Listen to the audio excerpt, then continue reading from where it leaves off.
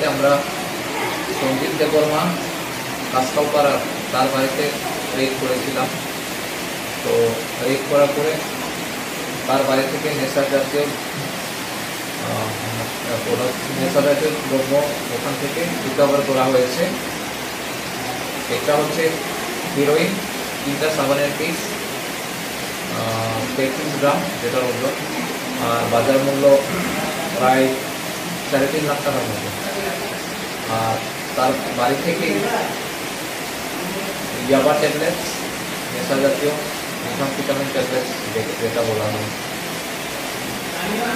800 ইয়াবা tablets recover করা হয়েছে, যেটার ওয়েট 72 গ্রাম আর বাজার মূল্য প্রায় 2.5 লাখ টাকা। এটা ছাড়াও তার বাড়ি থেকে সার্চ করার সময় বাড়ি থেকে প্রচুর পরিমাণ কেস, যার পরিমাণ 3,74,500 টাকা কেস রিকভার করা হয়েছে বাড়ি থেকে। আর একটা অ্যান্ড্রয়েড মোবাইল তার বাড়ি থেকে সিজ করা হয়েছে।